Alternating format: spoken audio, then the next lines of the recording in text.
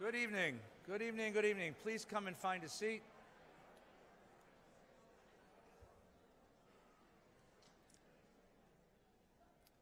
According to an ancient tradition, a building has to have three architectural features to qualify as a synagogue. It needs to have a place for a Torah. It needs to face almost east, right? And it needs to have a window. Now, the Torah you can understand, because a synagogue is a place for the promulgation of Torah, for the teaching of Torah. And facing east means a constant connection to our homeland, our past, and the dreams of our future. But why a window? Why does a synagogue need a window? Because what goes on in the world outside has to touch the prayers, the learning, the spiritual life inside. This is not a monastery. This is not a place to run away to, not a haven, not an escape. It's a place where what is outside becomes intensely inspected, reflected upon, studied, and cared about. Synagogue needs a window. And so this synagogue has always been a place with a very large window, a deep concern for the world outside, a deep concern for the future of this society, of the world we live in, a deep concern for the democracy that we share. And it's in that spirit that it's a pleasure to welcome you all here for this JUDJ program. I'd like to thank those who are the co-sponsors of this program, along with Valley Beth Shalom, Stephen Weiss, Temple Israel of Hollywood, Leo Beck Temple, and the Jewish Center for Justice. Tonight's program will be introduced by our dear friend Zev Yaroslavsky.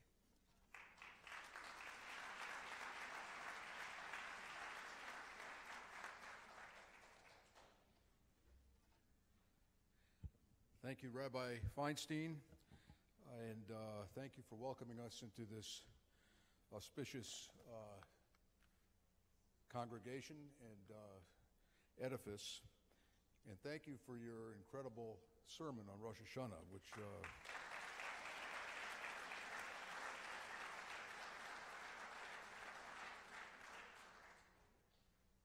the Community Conversation Series, of which this is the 6th program, was established by Jews United for Democracy and Justice. Acronym is JUDGE, which is appropriate this evening, in more ways than one, in partnership with the Community Advocates Incorporated. There are 5 co-sponsors to our series: Valley Beth Shalom, Stephen S. Wise Temple, Temple Israel, Leo Beck Temple, and the Jewish Center for Justice. Community Advocates is an LA-based community relations organization. Jews United for Democracy and Justice was founded shortly after January 20th, 2017, and it represents a cross-section of the Los Angeles Jewish community. We formed it early last year in response to the president's first travel ban, when a group of us felt very strongly that we needed to assert a vigorous Jewish response to some of what was going on in Washington, on immigration, on the assault on the First Amendment, the assault on the judiciary, the assault on free speech. Little did we know that 18, 19 months later, that things would be where they are. So our supporters, many of them are here and fought the traffic tonight. Thank you for your support. Continue to support us and continue to attend these community conversations.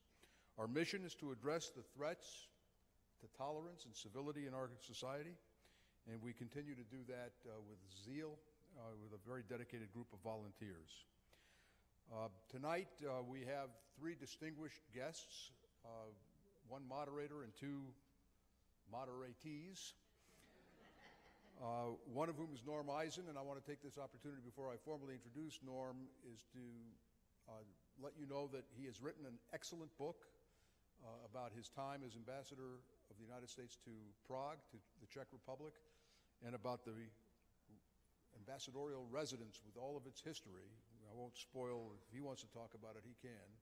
But his book is on sale here tonight, and I would encourage you all to take advantage of the opportunity. And he's going to be here afterwards to sign the book. I was in the American ambassador's residence in about 2000, the year 2000, for a dinner in my honor. There were not very many dinners in my honor in the Czech Republic, but that was one of them.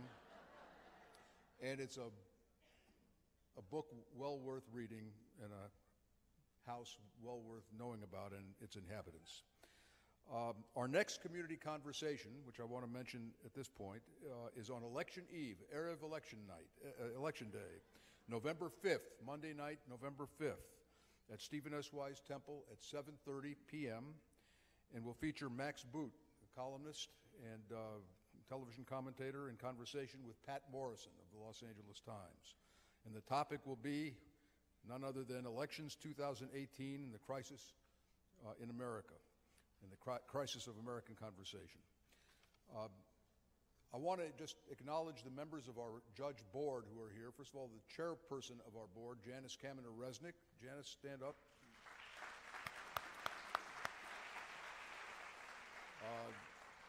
David Lair, who you will hear from momentarily, and who's the third one? That's it. Any other of our board members here tonight? If not, I'm sure they're doing important work. Tonight we are very privileged to have two distinguished panelists.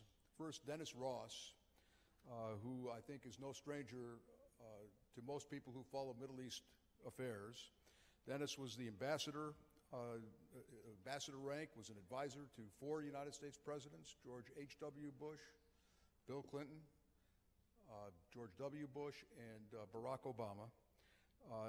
For more than, as an alumnus of UCLA, and I was impressed that he was well conversant in the UCLA's troubled football program.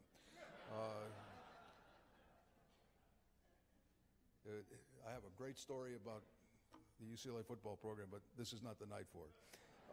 For more than 12 years, he played a leading role in shaping United States policy in the Middle East, and he has written a host of books, several of which I've read cover to cover, including Doomed to Succeed, the U.S.-Israel Relationship from Truman to Obama, The Missing Piece, got to read this, Myths, Illusions, and Peace, Finding New Direction for America in the Middle East, and a bunch of other books that are well worth reading. And when you read all of his writings, you understand as much as anybody can understand about the complexities of the Middle East. So Dennis is, are you still now with the Washington Institute? With the Washington Institute as a policy maven, and is frequently seen on cable networks, as I'm sure you've all seen him many times. So that's Dennis Ross. Norm Eisen is a senior fellow in governance studies at Brookings and a CNN political commentator and chair of the government watchdog group, CREW. He served in the Obama White House as Assistant to the President for Ethics and Government Reform.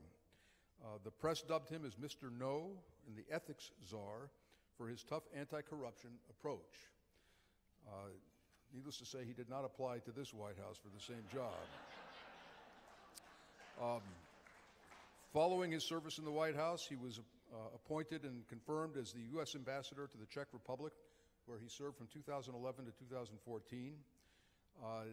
Before government service, he was a partner in the D.C. law firm of Zuckerman and Spader, where he specialized in litigation and investigations. He received his doctorate from Harvard, a BA from Brown University, and he's a graduate of Hollywood High School. I have to say that in my days at Fairfax High School, Hollywood was our biggest rival. So I won't hold that against you, Norm. So both of these gentlemen have come all the way across the country to be with us tonight, and we are greatly appreciative of them taking their time to do that. And finally, the moderator for tonight's event is David Lair. David is a good friend, longtime friend of mine. For 27 years, the counsel and executive director, not necessarily all at the same time, of the Anti-Defamation League of Southern California, where his imprint on human relations and social justice issues, not just within the Jewish community, but inter-religious intersectionality, if you will, was second to none.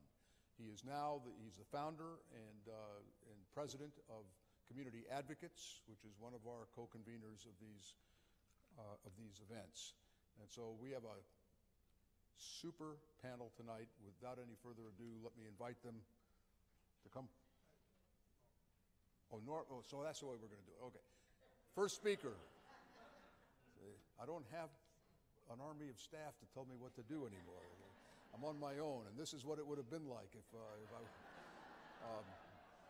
we're going to go one at a time. So the first speaker will be Norm Eisen, and then we'll hear from Dennis Ross, and then we'll have a conversation with the two of them and David Lair. Norm, you're on.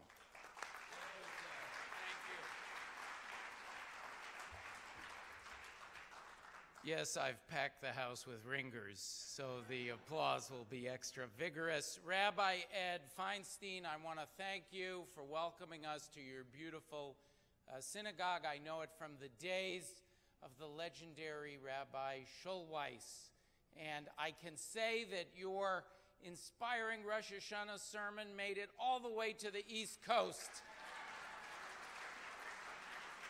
I only shared it with my fellow socialists, so no one was outraged by it there. Supervisor Zev Yaroslavsky, my supervisor growing up in Los Angeles and that of my friends, I'll reciprocate your kind words by telling everybody that Zev is writing a book, and you must get it when it comes out. Maybe he'll let me come here and interview him about it when his book is done. Thank you for that warm welcome. Janice Kamener-Resnick, the chair of Jews United for Democracy and Justice, and David Lair, I'm going to talk more about him in a minute, of Community Advocates, and all the organizational co-hosts. I want to thank you.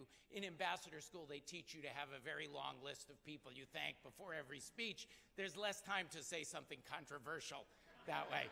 It was very important. My staff would give me pages and pages of thank yous before I would speak. So I want to thank Janice and David and Community Advocates. And somebody sent me an email when Janice was starting. I said, "Oh, it sounds like a wonderful idea." So I've been here, been admiring your efforts. From Dennis and I are friends and colleagues. We work just a couple blocks from each other, and I called him up. I said, Dennis, would you be willing to travel a little bit to do a conversation with me? He said, well, do you mean the JCC in Rockville? I'm like, well, a little further, Dennis, a little further. So it's very kind of him to come all this way for this critically important conversation. Dennis, we thank you for that. One of the things that we're going to talk about, and Dennis has been a teacher of mine in this regard, is that they say all politics is local, but all democracy is international. And in particularly, we'll discuss this tonight, if democracy is not strong on both sides of the Atlantic Ocean, it is not strong on either side, it's not strong in the world.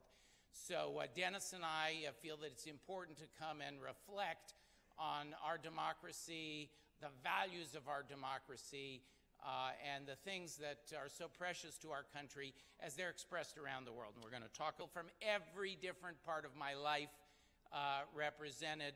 I have a friend here somewhere who I was just working on last night. She and I were working together on a political ad, and going all the way back through my professional career as a lawyer. There are folks here from Harvard Law School. Somebody came up and said hello to me who I knew from college. But I'll say two last things about that before we get down to brass tacks. Kind of, your life is sort of like a pyramid, and at the base of that pyramid are your oldest friends. And these two rows here, if you see some people who look a little extra scruffy tonight, there's two rows here of my high school friends who have come out. And they will reliably cheer on the mention of Hollywood High School, offending all the rest of you. And I also have a signal when I desperately need applause or a distraction that I've worked out with them. And then I said I would return to him my first boss when I got out of college and I came to Los Angeles, and now it can be confessed, I snuck in to the UCLA job postings, though I'd gone to school on the East Coast. I had no idea how to find a job. And my first boss, he was kind enough to take me on at ADL, was David Lehrer, who was just taking over the reins from the legendary Harvey Schechter. And really, in the same way that my high school friends are the base of the pyramid for me, David really taught me and introduced me and showed me what it meant to work in the world. I hope I haven't been too bitter a disappointment to you since, David. You'll have to give him an honest critique of the 14 minutes or so that are left to me of my remarks, having consumed so much with the excessive introduction. So I'm very excited. I'm very excited to be here tonight to talk about the state of democracy on both sides of the Atlantic Ocean. I'm going to discuss a little bit with a little more of an emphasis on the domestic situation, and then Dennis will reflect as only he can do on the international situation, and in particular the very troubling developments in the Middle East. We have seen, like a virus, like the great flu pandemic of World War I, periodically the zeitgeist sweeps the globe in ways that social science, that at Brookings we try to study, but frankly that Synagogue is an appropriate place to discuss, also in mysterious ways that we do not fully understand. Ideas sweep across the globe. And we are living now in one of the great counterattacks. There have been 3 great surges of democracy in the past 100 years, starting 100 years ago in 1918 when Wilson led America across the pond to Europe, across the Atlantic Ocean to Europe, and transplanted American ideas onto British and French glass palace. That I argue transformed the century, and we have been struggling to achieve ever since. There have been 3 great democratic surges: the surge of 1918, the surge of 1945, which gave us Western Europe and all of our international institutions, the UN, the IMF, the World Bank, and the surge of 1989. And every one of those democratic surges has been met with an illiberal, an anti-democratic surge. I have a friend here tonight who hates it when I use the word illiberal. So every time I say illiberal, I'm going to say anti-democratic, just to please her. I'll consume another 10 minutes that way. Every one of these surges has been met on both sides of the Atlantic Ocean and around the world, eventually with a counterattack. But never before, I feel liberated by the rabbi's sermon to say whatever I want, but never before has the counterattack invaded the Oval Office, the holy of holies of American democracy. So we are in a very unique situation now. We've seen dictators arise again and again. And we've seen the tides of illiberalism in the United States. It has been touch and go. If you read The Last Palace, you'll see that there were very difficult moments in the 30s, and even American heroes in writing the book and writing about the 5 people, 4 of whom lived in my ambassador house over this century. The house is a metaphor for this century that starts in 1918. It's optimistic Jewish builder, the Wehrmacht general who ousted him but was transformed by the house to turn on the SS at the end of the war and rescue Prague. The Jewish American ambassador who came after that to try to prevent the Cold War. He saved the house, he lost the country. And the movie star ambassador who arrived at the end of the Cold War and helped end communism. The 4 of them, their stories are woven together by the story of my mother. And as you see the four of those stories telling the entire history of these three democratic surges on both sides of the Atlantic and of the illiberal counterattacks, like the one that is anchored now in the United States by Trump and in Europe by Vladimir Vladimirovich Putin. I just speak like Boris and Natasha when I try to pronounce my Russian. I did have to study Slavic languages for my ambassadorship. This axis of illiberalism that is anchored on the two sides of the ocean. We came close, and even our American heroes, one thing you'll find if you read the book, and it was a surprise to me. Dennis has read it. He'll give some token praise when he comes up here.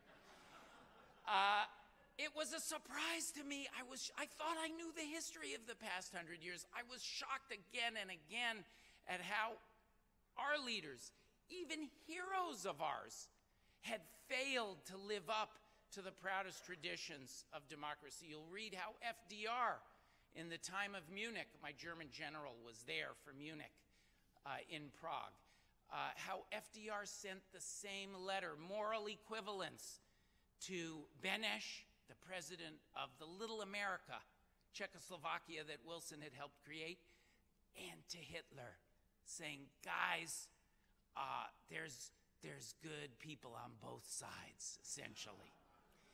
So Eisenhower, who blocked the Americans from liberating Prague, who actually frustrated the desire of the Wehrmacht general to bring the Americans in, the book is full of these turning points of history in which American leaders have let down. And every time, friends, every time that there is an illiberal surge of this kind, it's because we, America, those of us in this room, even I, never David and Dennis, take our eye off the ball.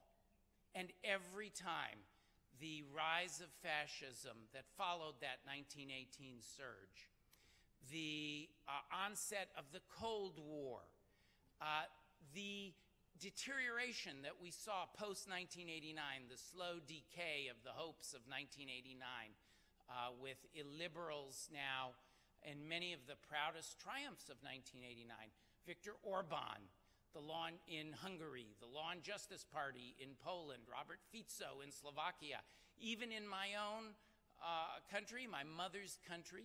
I'm going to say a last word about her at the end, her wisdom in all this. She's the fifth character in the book. Her story weaves the other four stories together.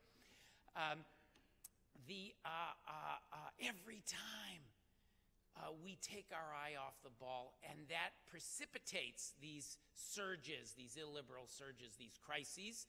And America has to come to the rescue because of this connection, but we do so at great cost of treasure and American blood. It's happened over and over and over again. It's part of the reason you heard from Zev about my watchdog group crew. I don't only write op-eds and books like this one, The Last Palace, available for purchase afterwards. I don't only write op-eds and books and reports in my Brookings guys, but I sue. I have over 300 legal matters open against Donald Trump because I feel we have to fight. We have to fight. That's your cue. They weren't good at taking cues in the 1970s, and they're still no good at it. Because the lesson that comes out, how long have I been talking, David? Keep going? How will I know when it's time to end? Okay, will you shout? Ain't that the truth? The lesson that you learn when you study these oscillations of democracy, the lesson that you learn is that people did not fight for their democracy. And it is not only the presidents who are responsible for doing that. It's not Tolstoy's great person theory of history. It's incumbent upon all of us, every one of us, to do our job. And what you see is when you have like 1989, the great successes of 1989, the triumph of World War I, the greatest generation of World War II, these great redemptions come when there are massive mobilizations of people doing their duty to fight for democracy. So, and I'll just say a word about my inspiration in that work, the fifth character in the book, my mom, and then say a word of hope, because I believe you should, no matter how desperate the situation, that you should also, it's another important lesson, I think, of the history of the past 100 years. There's a lesson of hope that I'm going to share with you. So the fifth character, as I say, was my mother, Frida Eisen. David knew her very well. She used to visit us when I was working at the ADL and tell us all how to do our jobs. She did not spare David or Harvey from her instruction, I can assure you of that. My mother was born in Czechoslovakia in the same years after World War I that construction was begun on the last palace. The book takes its title from a John Updike story in the New Yorker. He visited the embassy, visited the ambassador's residence, and he wrote in there that this was the last palace built in Europe. And I weave the rest of the century together through my mom's experience as a Czechoslovak Jew. And the issues that I describe in the book and in my peroration on the fluctuations of democracy, you won't be subjected to very much of that if you buy the book. It's mostly a story about the people. I myself got bored with writing that abstract stuff, so I ended up writing about the people, their lives and loves, and what it felt like for them to go through this turbulence. I wanted to write a beach book that was crossed with Toynbee. That was my ambition, or Gibbon. So I tell the story of my mother.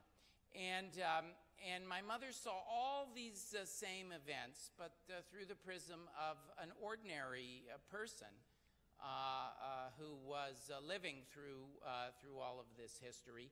She was so proud at the end of her life when they called me the ethics czar. She told everybody, it is the only time a czar has been good for the Jews. My friends from high school know my mom well. I'm not exaggerating. So my mother lived through the Depression, World War II, the same occupying German forces that were in this house where I later returned as ambassador, deported my mother and her family to Auschwitz. She was the only one of the few from her village to survive. She came back and rebuilt her life, and then she had to flee a second time. She had to flee communism. And you'll read and she came to the United States and she rebuilt her life for a third time. And you'll read in the book about a conversation I had with my mother when I arrived in this magnificent ambassadorial residence. And the butler there, I'm going back to Prague for a book reading in a few weeks. I'll see him, Miroslav Chernik, Mr. Chernik, at the end of the first day, knowing my family history, said to me, "Ambassador, I want to show you something." It's something I think about all the time now, this moment as we're going through this challenge for our democracy. And he led me to a beautiful antique table in one of the 150 rooms, the oval foyer of the house. Some of you have seen what I'm talking about. And underneath the table there was branded a swastika and a serial number. And he said, "Ambassador, with your family history, I just wanted you to know that the Nazis marked everything, and the swastikas are all over the house, and you're going to discover them, and I thought you should know." And what I did with that table was to take that table, and that was the table that we used to light the Sabbath candles and to light the Hanukkah menorah. And every time every time we kept kosher. We made the kitchen kosher. We put mezuzahs on the door. Mezuzahs were given to us by families who had also fled, American Jewish families who had also fled Czechoslovakia. And every time I had a kosher lamb chop in that dining room where Zev was feeded, but I know they didn't feed him kosher lamb chops. I know there were none of those in 2000. Every time I would have one, I'd say, "Hitler, take that." And I tell you that story because although we are in a time of enormous challenge for our democracy, and there's profound deterioration in the United States, in Europe, around the world, it's also a time today when democracy is pushing back. And our rule of law, just take this week, it looked like Rod Rosenstein, a very old friend of mine, I've known him for 25 years, was going to be pushed out. He's in charge of the Mueller investigation. He's in charge of the Russia investigation. He's the last line of defense, protecting accountability for Trump and those around him from being eradicated. It looked like he was going to be pushed out. I wrote in USA Today on Monday, have faith. Have faith in the rule of law. Have faith in the mechanisms of democracy. Believe in our law enforcement. They are more powerful. And that is and now, lo and behold, the stories today are that he's probably going to stay on. And even the president say, gee, I'd like to keep him. So people are surprised. They all thought, oh, he was going to be ousted. He was going to be ousted. So now he still may go. But I think that what you've seen in our country is an incredible pushback, not just on the rule of law, but in so many ways in defense of our democracy.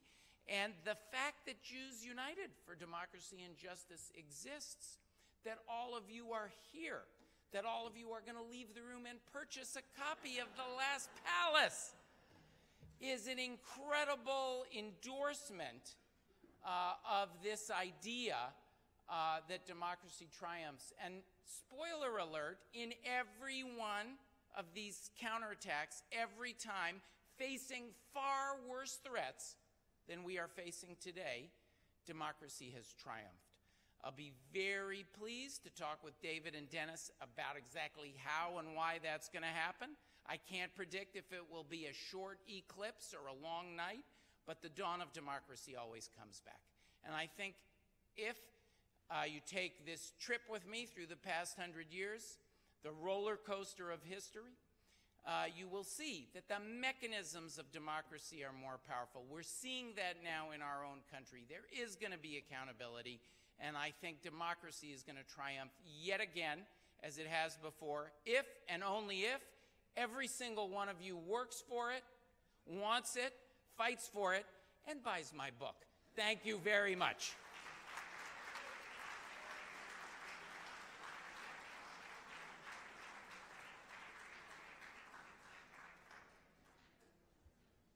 You know, W.C. Fields said, never go on after kids or animals. And I was going to add a third point, Norm, but you took my line before I could give it. Now, what you ignored was I was doing a dramatic pause. You know, it's true. Oftentimes, at my shul, I'm always asked, you know, at the Kiddush, so can you tell us something good about the Middle East? And I go, you know, I'm good, but I'm not that good.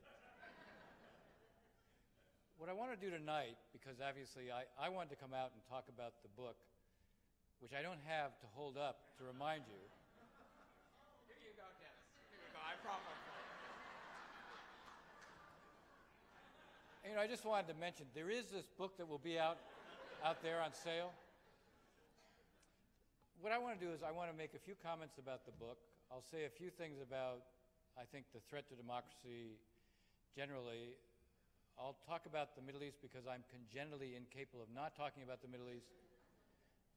And I will say something maybe at the end about this notion of fighting back, but maybe something within the Jewish tradition that also should be one of the things that inspires us to do so.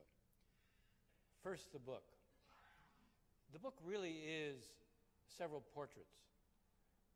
It's true that Norm may have set out to be Toynbee. This is not Toynbee. I've read Toynbee, and Toynbee is, how shall I put this, dense and dry. This is neither. This gives you a picture of history by looking at individuals, which is, by the way, probably the best way to write about history, because history is usually produced by individuals. In this case, you get a window into what was going on over the period that Norm describes. I do say what makes it extraordinary, I never knew Norm's mom, but I told him tonight, I feel like I do know her because of the book. And her story is also an inspiring one. I mean, it's the odds that she overcomes, being a survivor of the camps, not living the life that she had dreamed, but nonetheless going back and creating a life that was fulfilling, and then being able to see what her son produced is really a remarkable story. It's not a story of redemption, it's a story of hope and inspiration. And so if there was no other reason to want to read the book, you ought to read it for that reason alone. These days, normally when I said this earlier to you, Ben, normally when I'm asked to speak about the Middle East, I feel like I have to pass out antidepressants. Here, if you read this book, you'll be uplifted. And by the way, you need to be uplifted because of what we're facing right now. This is a global phenomenon. It is not just what we're experiencing in this country. Brexit was a manifestation of it. What we're seeing in Poland, the Czech Republic, Slovakia, Italy, Austria, even what we see in Israel, which is also a genuine democracy, the only democracy in the Middle East. We have a right-wing populist government that is also challenging some of the traditional norms there, specifically as it relates to trying to politicize the Supreme Court. I'll come back to this point as well because Norm notes at the end the strength of institutions and how they fight back. And we see that in Israel too. Where democracy has taken root, you see the capacity to fight back. Where it has really shallow roots, the ability to survive is much more in question. That's one of the reasons when you take a look at countries in Eastern and Central Europe, they don't have the same reservoir to fall back on. They don't have the same legacy of institutions. One of the interesting points as I listen to Norm, he talks about these different phases. We've had these different moments of high expectation and hope about democracy, and then, as he put it, the illiberal forces. Actually, not so sure why your friends don't like the term illiberal. Maybe you'll explain that to me. But these illiberal forces that constitute a backlash, every time we've seen it before, it followed great traumas, great cost. The World War I was the war to end all wars, and it should have been, given what the costs were. World War II reflected unspeakable tragedies and catastrophe and the Shoah. You could understand why there might be backlashes after these kinds of moral binges that we've gone through. This one's harder to understand internationally. It wasn't a kind of global war, but there was a global financial meltdown. And I think there was a great underestimation of the impact of that, how it shook the faith of people in their institutions, how it shook the faith of people in experts and expertise. We look at these populist leaders who challenge expertise, who want to fuzz facts and the reality. By the way, Jews are the people of the book. If you're the people of the book, you really cannot believe in alternative facts. It's a reality of who we are. I went back and I was reading part of 1984, which was written in 1948 by George Orwell. And he goes through, part of his discussion is about what is being done to ensure that you never know what the truth is. You do everything you can to create confusion, a sense of conspiracy. You do everything you can to ensure that reality isn't reality and nobody knows what it is. And we see this is a phenomenon that isn't limited to our country. We're seeing it everywhere where there's a surge of populism. By the way, when you look historically at surges of populism and xenophobia, extreme nationalism, it's always accompanied by anti-Semitism. It's always focusing on a rejection of the other. You know, in our tradition, we're supposed to accept the stranger. Accepting the stranger appears, I think, 36 times in the Torah. The idea that you accept the other is the essence of democracy.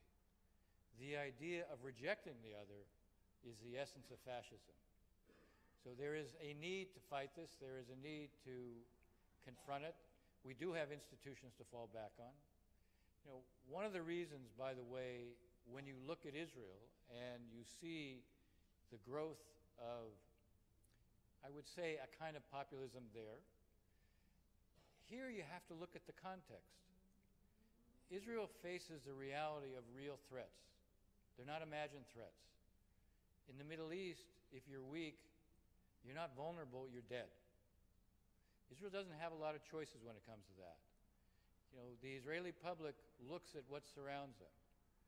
Israel today carries out operations, not just in Syria, which I'll come back to, in the Sinai, in Gaza, at times in Lebanon, definitely in Syria. Iran is building a land corridor from Iran through Iraq, through Syria, through Lebanon, to the Mediterranean. It is trying to create a military infrastructure that becomes a platform for it being able to threaten both Israel and Jordan. It's not trying to be close to Israel on Israel's border because it's being threatened. It's not there for defensive reasons.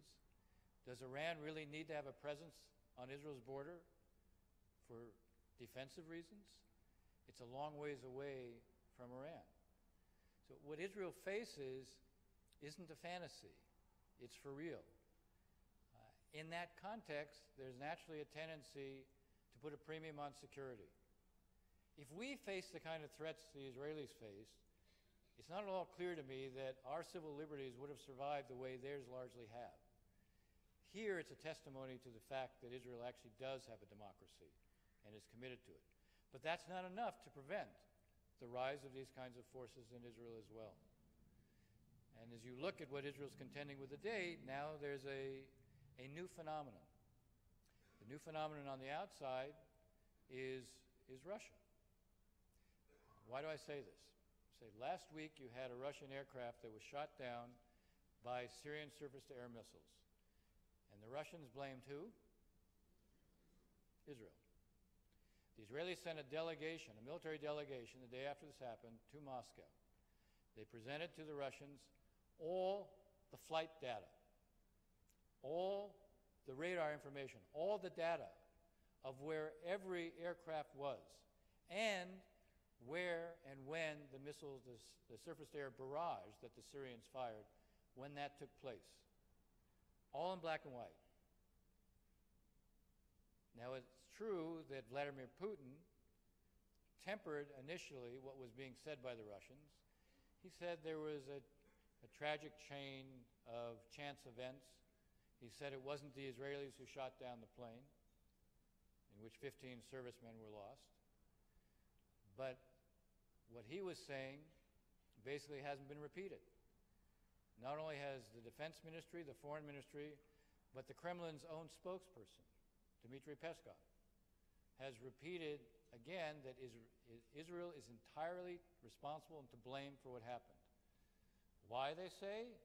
Because the Israelis used the Russian aircraft to mask their operation. That's a neat trick, since their planes actually were back in Israel when the barrage took place. So the Russians are basically adopting a position now of blaming Israel. Now, if it was only that, it was just going to be rhetorical, I'd say, okay, they lost 15 servicemen. They're on the defensive because of that. They need to have someone to blame. They're in Syria, so they can't really blame the Assad regime, even though they actually did it, because then how do they stay in Syria? I would get all that. The problem is that now they've announced that within the next 2 weeks they will provide S-300s, which are a long-range, sophisticated air defense system, which they have not provided to the Syrians up until now, but they'll do so within the next 2 weeks. And in addition, they announced a series of electronic countermeasures they're going to begin to employ to ensure that no aircraft can carry out attacks against targets within Syria. Why has Israel been carrying out attacks against targets within Syria? Because, as I said, Iran has been embedding itself within Syria. What are the targets the Israelis hit? The Israelis hit all the advanced weapons that are brought in. They hit surface-to-surface missiles that obviously could be used against Israel. In one instance, they have hit not only depots, but they've hit industrial sites where it was clear that the Iranians were beginning to fabricate advanced guidance systems for missiles that exist in both Syria and Lebanon. How many missiles are there in Lebanon? 130,000 that Hezbollah has. Most of those don't have great guidance, don't have great accuracy. They're really terror weapons. You sort of fire them, and gravity takes them to where they'll take them. But the fact is, if you could put advanced guidance systems on them, then suddenly Israel would be very vulnerable. This is a small country with a very limited number of high-value targets, meaning not just military but economic. And when the Israelis say they can't live with a reality where suddenly the Iranians could be ensuring that you have hundreds of thousands of rockets within Lebanon that can saturate all of Israel, and that they want to recreate the equivalent of what they have in Lebanon and Syria, when Israel says it can't live with it, they're not making it up. When that's the circumstance, it becomes pretty easy to say, okay, security comes first and everything else is secondary. Now, part of the problem that the Israelis face is when it comes to countering the Iranians in Syria, they're on their own. This is an administration, the Trump administration, that, to be fair, rhetorically, diplomatically, symbolically, is strongly pro-Israel. But when it comes to quoting and the language the administration uses about countering malign Iranian activities, well, I can tell you who's on the front line who's actually doing it. It's not the administration, it's the Israelis. And now the Russians, by introducing S-300s and their own advanced countermeasures, may for the first time impose limits on what the Israelis can do. Up until now, what the Russians have done is give the Israelis a free hand to carry out operations, and they've carried out more than 200. More than 200 in Syria against Iranian and Shia militia targets. If they no longer have a free hand, but by the way, the Iranians have also been given a free hand, if the Russians are not going to change their behavior towards that, Israel is faced with a dilemma. But it's not a dilemma that they're going to say, okay, we can't do anything about it, we're paralyzed. They won't do that. They won't let themselves be put in a position where they're threatened in almost an existential way by what the Iranians may be introducing into Lebanon and Syria. So far, the Israelis have been countering the Iranians and the Shia militias on their own. So far, they've had to manage the Russians entirely on their own. You think it's an accident that Prime Minister Netanyahu has made 9 visits to Moscow to see Putin? Historically, there was a relationship that we had where we kind of said to the Israelis, okay, you're responsible for dealing with the threats in the region, and we'll provide material support. But when it comes to the Soviets or others from outside the region who might threaten you or try to inhibit you, that's on us. That was a historic posture of Republican and Democratic presidents alike. And I know that since I served in most of those administrations. Now, that's not been the case now. Should the Trump administration be inserting itself here? Absolutely. Now, today, Prime Minister of Israel met with President Trump, and Prime Minister said everything he asked for from the president he got on Russia. And I'm quite certain that he was going to say that regardless of whatever he got out of the meeting. And what did President Trump say? He said, yeah, I'll call Putin at some point. Well, that's reassuring. What's required is a blunt conversation with Putin, which is to say, you know what, the Israelis are going to continue to have to act against what the Iranians are introducing into Syria because you don't do anything to limit it. And we will back them. I know you want us to get out of Syria. We have a small presence in Syria, almost entirely in eastern Syria.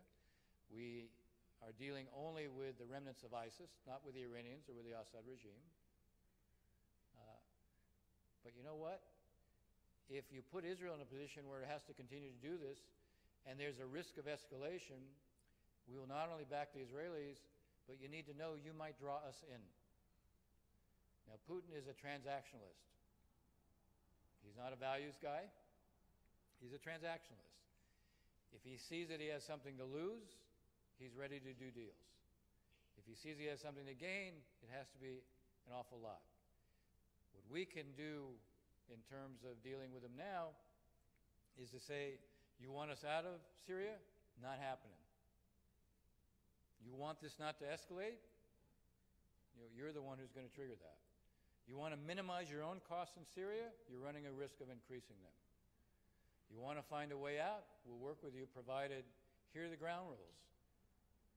The Iranians weren't telling you to have Iran leave Syria. We're saying that there should be no Iranian military bases in Syria. We're saying there can be no surface-to-surface missiles brought in by the Iranians to Syria. We're saying that they can't build factories in Lebanon or Syria to fabricate advanced guidance systems.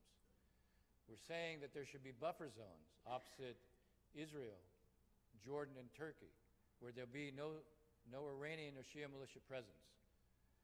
You want to work out that deal, we'll work out that deal. You don't want to work out that deal, then you're running real risk. The way you deal with Putin is you speak his language. And his language is not to sort of tout him for incredible offers. Okay, so now I have you in a really somber mood. Am I pessimistic about the future? Well, a little. Like Norm, one of the things I've seen is that as long as there's a commitment to standing up for what you believe in, you always have the capacity to fight back against what is wrong. We're contending now with what is really an assault on our values. By the way, it's not just an assault on our democratic values. It's an assault on Jewish values. The essence of living a Jewish life is to live a life of tolerance and coexistence and acceptance. It doesn't mean you don't stand up for yourself, but it means you recognize not only your own rights, but the rights of others.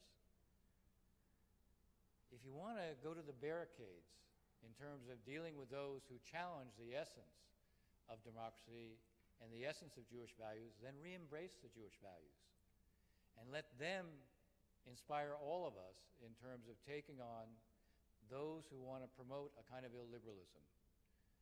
At the end of the day, America's institutions are also on our side. But Norm put it well. If you don't fight for it, no one else is going to.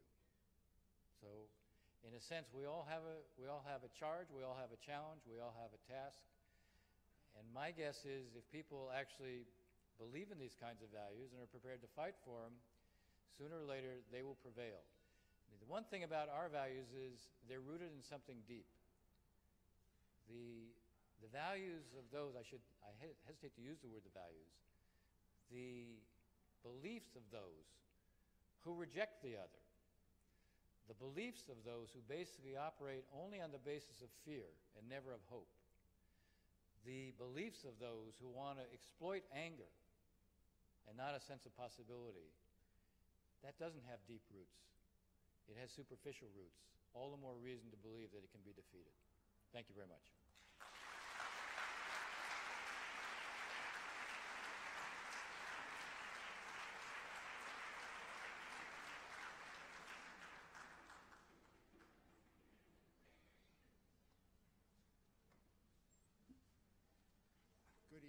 think we are all blessed to hear two terrific speakers giving us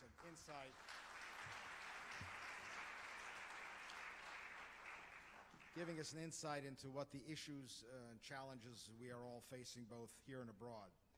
I'd like to begin with directing a question to both of you, first to Norman domestically and then to Dennis internationally.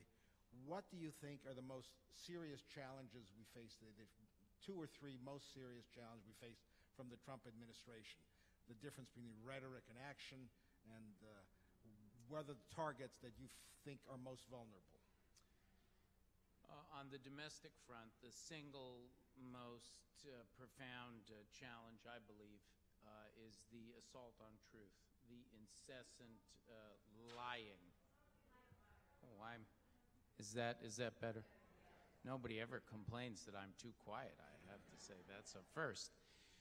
On the domestic side, the greatest challenge, I think, that what I would put at the top is the assault on truth. If you can't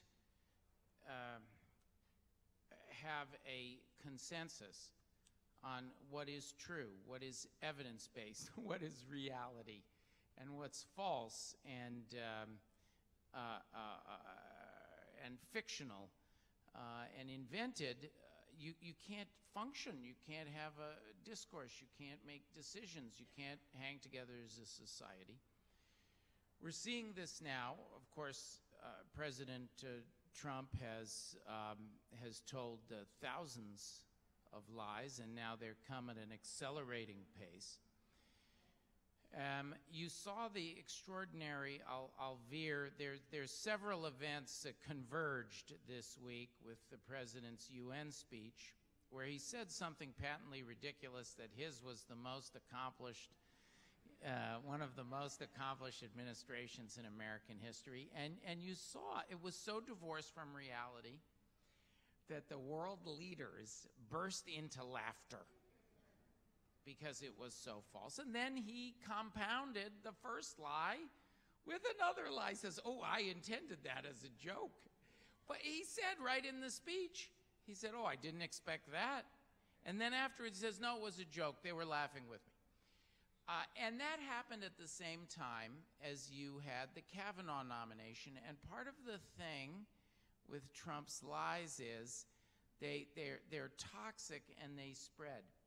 And Brett Kavanaugh has tiptoed down a path, I've written about this, of not answering candidly, fully, and completely, starting when he praised President Trump to his face as, said, no president has ever undertaken a more thorough search for a Supreme Court candidate. He praised Trump's love of the judiciary. And then it's gone downhill from there. So there's statement after statement. He's just following the tone at the top. So one is lying. A second, I would say, the second greatest threat is the exploitation of the government instead of doing public service for personal gain. And you've seen this at the top with Trump's insistence that he can get money from foreign governments and domestic governments, even though that's against the Constitution. Emoluments, it's a fancy 18th century word for swag. It's like the swag bags they give out here at the Academy Awards. And again, that spreads throughout the administration. We've never seen so early in an administration where you have 3 cabinet members have had to resign all over ethical violations. And they're all, you can't keep track of how many investigations. Ryan Zinke now has something like 14 investigations. So you have this cancer spreading, and it's deadly because instead of doing our business, I mean, they've accomplished nothing.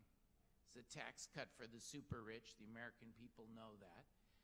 It's one of the worst accomplishing because they're so busy stuffing their own pockets. That's number 2. So the lies, the greed, and then I think the number 3 is just the sheer illegality. When have you seen so early in an administration a president who's already the named subject in a criminal investigation?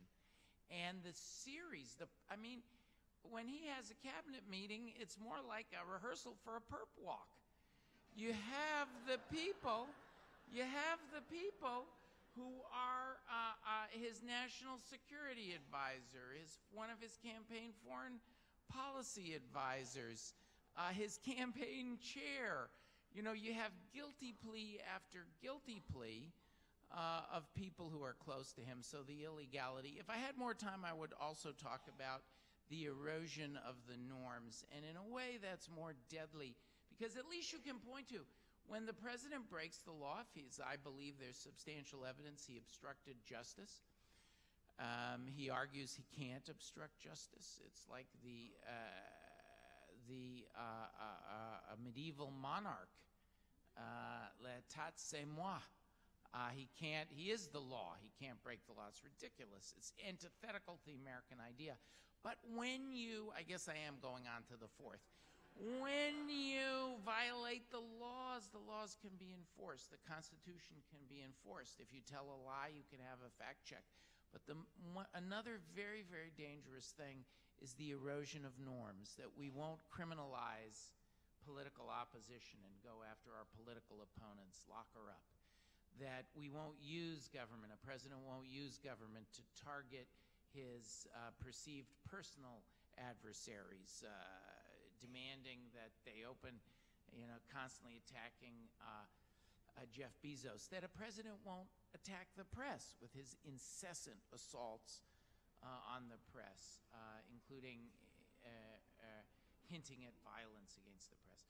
So I think there's no place to turn, ultimately, when you want to address those normative issues besides the American people, the jury of the voters. And we'll see. I mean, the midterm verdict doesn't look to be too rosy for these 2 years of these shenanigans. And I have confidence the American people will enforce these norms as a norm-enforcing norm.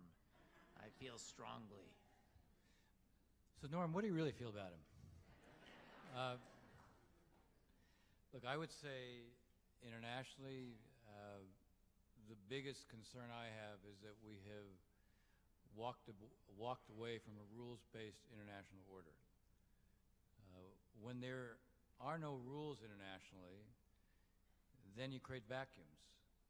Nature abhors a vacuum, and inevitably, you'll see the powers who can fill a vacuum, they'll do so.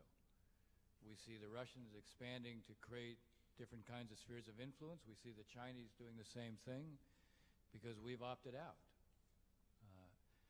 In the Middle East, you see what happens when vacuums form. One of the reasons, as I said, Israel's contending with what it's having to contend with is because we actually want to be out of there. I mean, that is the preference of the president. He doesn't really want to be there. The problem is, as I said, when a vacuum forms, the worst forces fill it, and then they will come and they will represent a threat to you. The problem is, at that point, the price you pay for having to contend with it is far greater than it would have been if you had acted in the first place. So for me, the most worrisome thing is walking away from a rules-based international order. The second thing, which is derivative of it, is not seeing the value in multilateral institutions. You know, they're not a favor to us, but think about it. You have pandemics. You can't respond to that alone. Climate, obviously, is something you can't respond to alone, although it turns out the states can take the place of, I guess, the federal government at times, and others are trying to, again, fill that gap. Drug trafficking, terrorism. You have all sorts of threats that are not the kind of threats that any one country on its own can deal with. Now, if you loosen the bounds of international institutions, if you loosen the threads that bind alliances, when you need those alliances, they're not going to be there for you. So I view kind of the rules-based, walking away from a rules-based international order, I view, in a sense, having very little stake in international organizations, not appreciating the value of alliances, and maybe at a kind of, at a more abstract, but I think nonetheless meaningful point, the essence of what President Trump said in his speech at the UN yesterday means that national sovereignty trumps everything else. Well, we've seen what that means. That means that governments can do whatever they want to their own people, and national sovereignty precludes anybody from the outside being able to intervene to do anything about it. You know, the whole slogan of never again wasn't supposed to be a slogan. It was supposed to be a principle. But when the principle is national sovereignty, it means you can forget never again. I've been around long enough to remember the struggle in the Jewish community to get the Helsinki Accords adopted, which are antithetical to the notion that everybody can do what they want internally. It's nobody else's business. The eminence grise of the Trump administration was Steve Bannon early on. I think it was Steve Bannon. He speaks about he spoke and wrote about and believes in the deep state. I'd like to know what your notion is. Is the deep state, in fact, some resistance within the administration? And I'd like to pick up Steve Bannon on the international front, because I just read in Newsweek that Steve Bannon has now promised to establish war rooms in the coming weeks to help extremist parties in next year's European parliamentary elections. We will provide and do polling and data analytics and set up war rooms that people need to win elections. And these are the far-right extremist parties in countries all over Europe that he is intent upon helping. So it seems that the president's former alter ego is implicated both domestically and foreign policy-wise.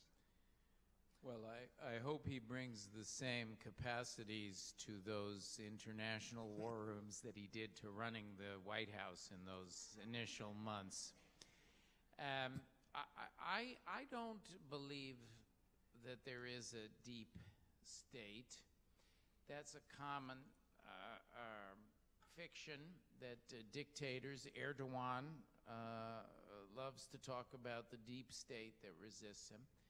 In the notorious, famous, anonymous op-ed in the New York Times several weeks ago, there was an op-ed by an anonymous member of the Trump administration, a conservative, who likes some of the policy but explains that he or she works every day to prevent the president from doing most of the crazy things that he wants to do. In that op-ed, I defended Anonymous. I said this is a modern 21st century form of civil disobedience, but at the end, when Trump is gone, you should, in civil disobedience theory, it's an ethical doctrine. At the end, you need to step up and take your punishment. So I think Anonymous should step forward at some point. Anonymous wrote about the steady state. And I know from having worked in government, in the White House, in the State Department, Dennis spent a long and distinguished career for both parties, and this is one of the things that characterizes the steady state. There is a deep core of experts and a relatively small and shallow, compared to the depth of the steady state, number of senior political appointees who come and go. And it's these government experts who keep our government moving. It is a worrying sign that there's been high attrition, historically high attrition of people leaving because they just can't stand working for Trump.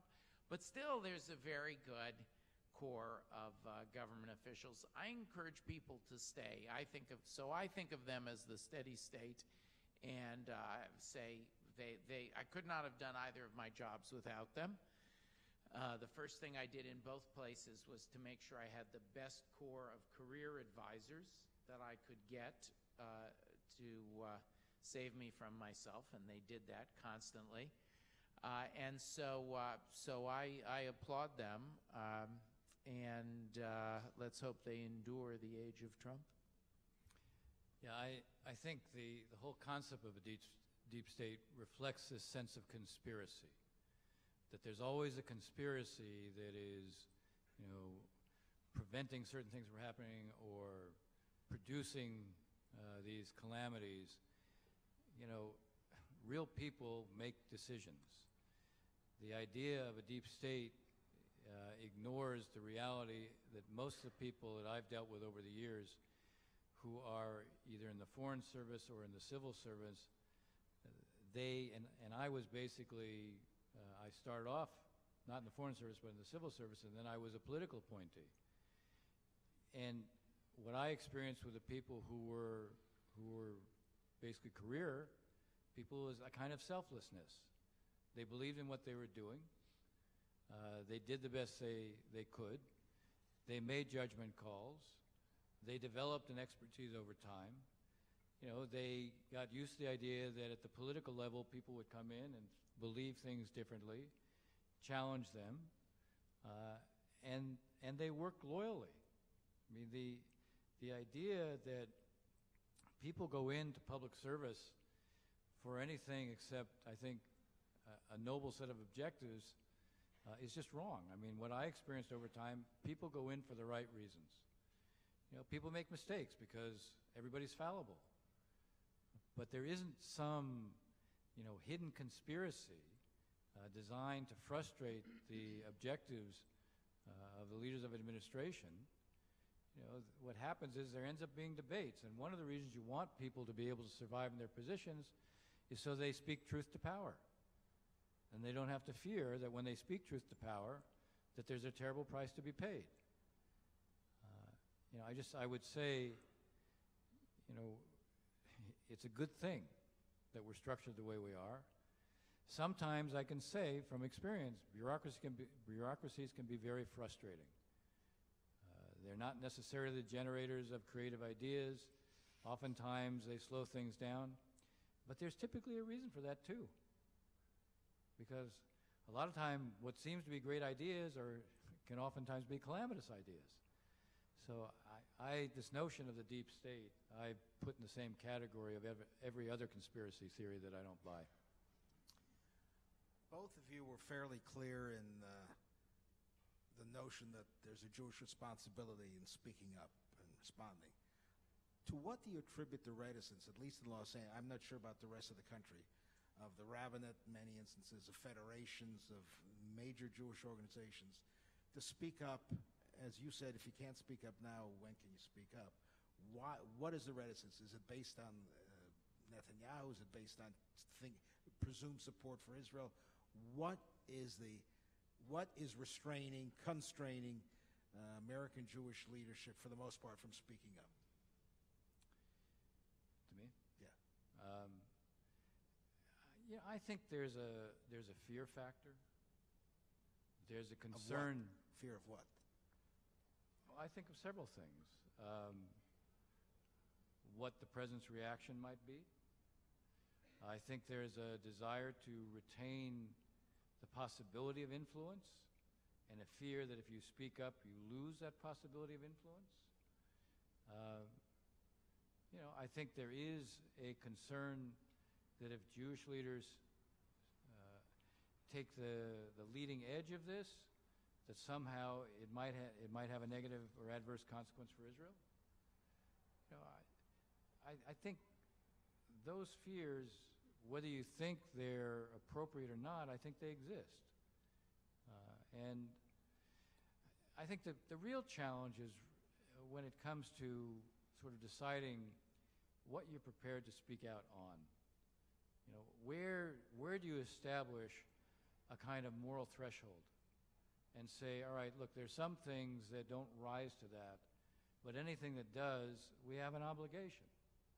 We have an obligation to be true to ourselves, to what it means to live a Jewish life. I mean, I think that's really the challenge.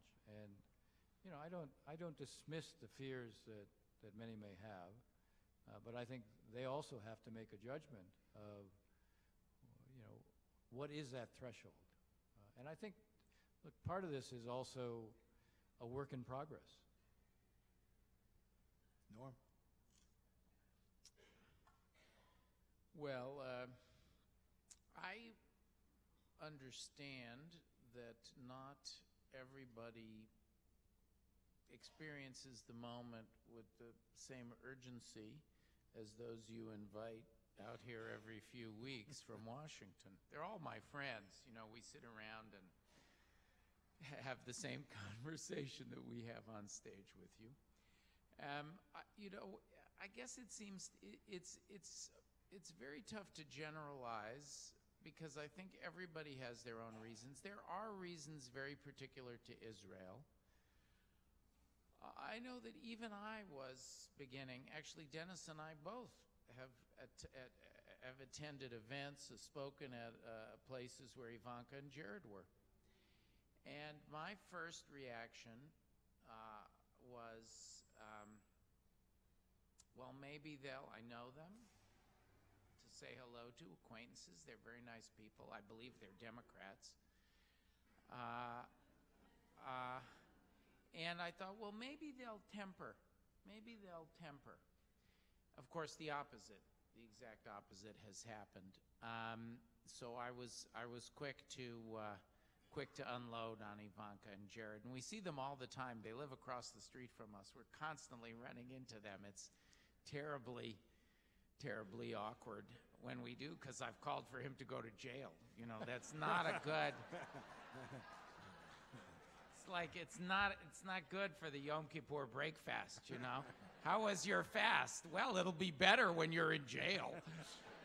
That doesn't work. You know, I had my gloves off on Trump I will tell you this story that may, I think, shed some light on it, because I think the mindset of some, not in the Jewish rank and file, because wherever I go in standing up for justice and democracy, Jews are well represented, often disproportionately represented individually. So I actually worked on the Trump, or I consulted on the Trump transition. When it was run by Chris Christie, I was asked, would you advise on some of the legal issues? I'd been a lawyer for the Obama campaign, a lawyer for the Obama transition, a lawyer in the Obama White House, and so I had some views on these things. Say, would you help us? So I said, yes, I will help you. I helped Hillary, I helped Trump. I thought, well, as horrible as it seemed, you know, maybe he won't be as bad. And then I'll tell you the exact moment for me when I pivoted away from that. First of all, they threw me out of the transition. As soon as Chris Christie was thrown out, I was gone. They no longer wanted my advice. That was number one. But number two was when he said he's keeping his businesses. That was the moment for me. It was very early on. You know, remember, he stood there and he had the table full of empty folders. All of the documents are in these folders, but don't open them. Don't look in those folders. That was the moment for me, and I had an event, a press conference that afternoon, bipartisan one at Brookings, basically to declare ethics war. It's like thumb war, which my friend's from. We declare ethics war on the president-elect. Because it was clear to me that most fundamental, I talked about it in response to your question, that most fundamental line had been breached. It is amazing to me. I won't plug my book, although I should send one to every one of these rabbis now that you mention it. If you study the history, the warning signs are there.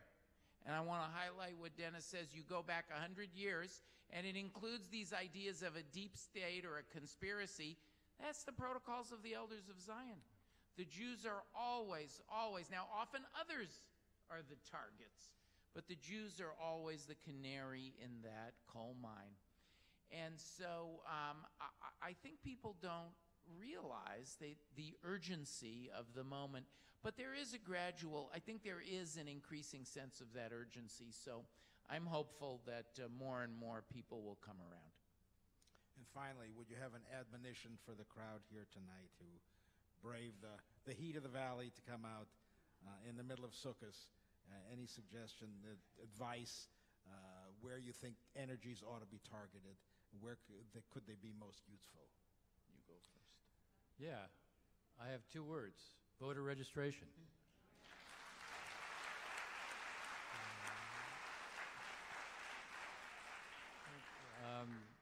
You know, it's first of all in any midterm election really critical.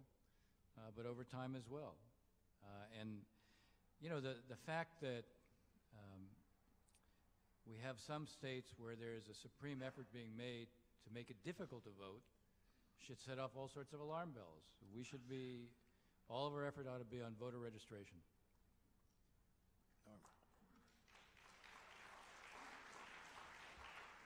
I have one word, a very suitable one for our setting tonight. Amen.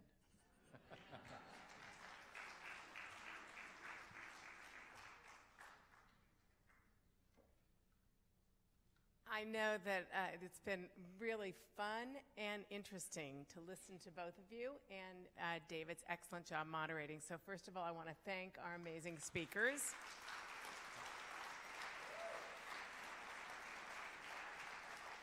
You've really shed light on so many important subjects, and it was a very wonderful evening. Before everybody leaves, a few things. First of all, I want to thank the underwriters that help us present these programs to you, many of whom are here tonight. The Breslauers at the Sora Foundation, the Glazer Foundation, the Goldsteins, Roz and Abner, Mark and Ellie Liner, Ellie's here, Marvin Salve, and Jerry and Julie Gorin. So thank you very much for your special underwriting assistance. I want to thank Alana Zimmerman. I want to thank Rabbi Feinstein and the rabbis at the synagogue for always opening up these doors to us at Judge and to CAI. I also want to remind you outside, I don't know if you've heard about it tonight, but there are books for sale. It's wonderful. I'm in the middle of reading it. I highly recommend it. And it's actually fun to hold a book for those of us who are Kindleites. It's a wonderful book, and it's a great story. And I encourage you all at the table outside. You will get a discount tonight. It's like 25% less than you'll buy it elsewhere. So that's an extra incentive. Norman will sign them. Yes, and Norman has agreed to sign the books. Second of all, two last things. Our next program, the flyer's outside. It's going to be a wonderful program. And what else would you be doing on Erev Election Day? This is really important, and it should be a great program at Stephen Wise Temple. I'm looking at Rabbi Hersher, so thank you to Stephen Wise Temple. And then the other thing is it's not a judge program, but I think it's going to be an amazing program at Sinai Temple. It's the Abner and Rosalind Goldstein Scholar in Residence Lecture Series the weekend of October 19th. And Erwin Chemerinsky is giving 3 amazing lectures.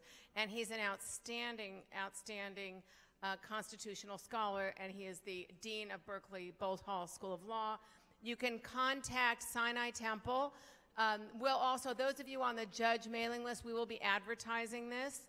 And I believe, Roz and Abner, it's open to anybody who registers. But you do have to register so you can get parking. So thank you all for coming. We'll see you all in a few weeks. And stop by the book table outside. And thank you to our speakers.